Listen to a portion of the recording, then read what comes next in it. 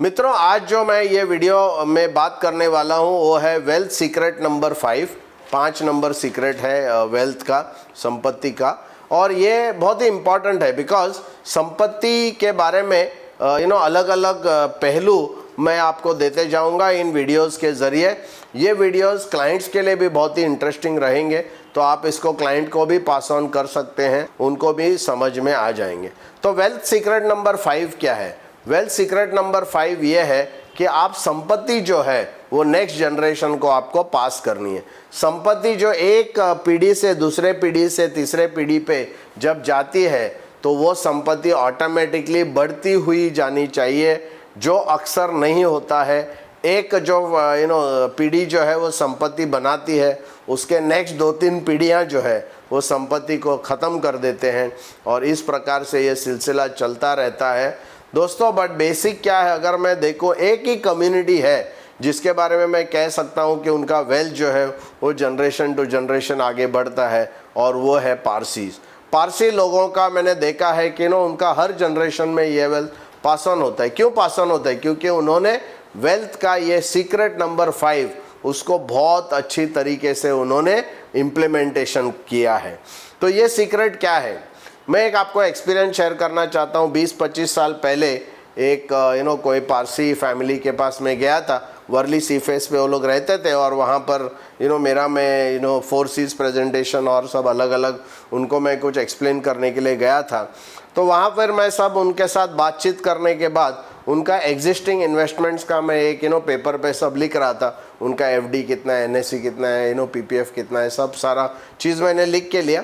उसके बाद उनको पूछा कि आपके पास कुछ शेयर है क्या? दोस्तों, तो वो हस्बैंड थे, उन्होंने वाइफ को जस्ट इशारा किया, वाइफ अंदर चली गई और एक बहुत बड़ा सूटकेस वो लेके आई। और फिर सूटकेस उन्होंने ओपन किया। उस ज़माने में फिज़िकल शेयर्स होते थे और पूरा वो जो बैग है उसके अंदर इतना शेयर सर्टिफिकेट कि मैं देख के भी मेरे को बहुत सरप्राइज़ हुआ। फिर उन्होंने एक ऐसा गट्टा उठाया, बोला ये मेरे परदादा ने ख़रीदा था, ये मेरे दादा ने ख़रीदा था, ये मेरे पिताजी ने ख़रीदा था, ये मैंने ख़रीदा है।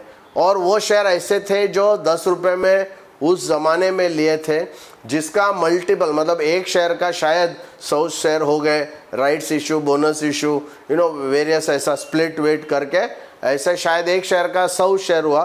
वैसे शेयर्स उन्होंने वो भी 10 रुपये में लिए थे। आज वही शेयर का वैल्यू 10,000 5,000 पे आप कैलकुलेट करके माइंड ब्लोइंग। वो बैग जो था सूटकेस वो इतना वेल्दी, वो वेल्थ सिर्फ उतने बैग में था, कितना करोड़ों का संपत्ति था। दोस्तों, ये क्यों होता है? क्योंकि पारसी जो है वो शेयर खरीदते हैं, वो कभी बेचते नहीं है। वो उनका वो बेचने के लिए खरीदते नहीं है, वो शेयर खरीदते हैं ताकि उनके अगले पीढ़ी को वो दे सके। और इस प्रकार से वो टोटल उनका जो संपत्ति है वो एक जनरेशन से दूसरे जनरेशन वो चले जाता है। ये सीक्रेट नंबर 5 है। आपको मोस्टली आजकल लोग इसके बारे में बात करते हैं कि कितना बेचना चाहिए, कभी बेचना चाहिए, क्या बेचना चाहिए। तो वो बेचने वाली बात वो लोग नहीं करते। वो लोग आईपीओ वाले शेयर्स उठाते हैं और उसको फिर वो एक पीढ़ी से दूसरे पीढ़ी वो देते जाते हैं। अगर आप वर्ल्ड का सबसे वेल्दिएस्ट अगर पर्सन आप देखेंगे, जनरली सबसे वर्ल्ड का वेल्दिएस्ट पर्सन अगर देखेंगे, उनका वैल्यू जो उनके कंपनी के नेटवर्थ से, उनके कंपनी के वैल्यू से आता है। क्योंकि उनका कंपनी का जो भी वैल्यू है, जैसा उनका कंपनी का वैल्यू बढ़ता है, उनको शेयर जो उनके पास है उनके खुद का कंपनी का वो बढ़ते रहता है। और कुछ अगर गलत बात हुआ तो वो एकदम इमीडिएटली, जैसे अडानी जी है, अडानी का जो नेटवर्थ था वो नंबर 2 पे थे, उसमें से सडनली कुछ महीनों में वो नंबर 10 पे आ गए। तो ये जो शेयर का वैल्यू है ये डिसाइड करता है कि आदमी कितना वेल्दी है और नहीं है। और जैसे मैंने कहा वेल्थ सीक्रेट नंबर 5 में कि मोस्टली लोगों का प्रॉब्लम ये है कि वो लोग शेयर्स खरीदते हैं बेचने के लिए।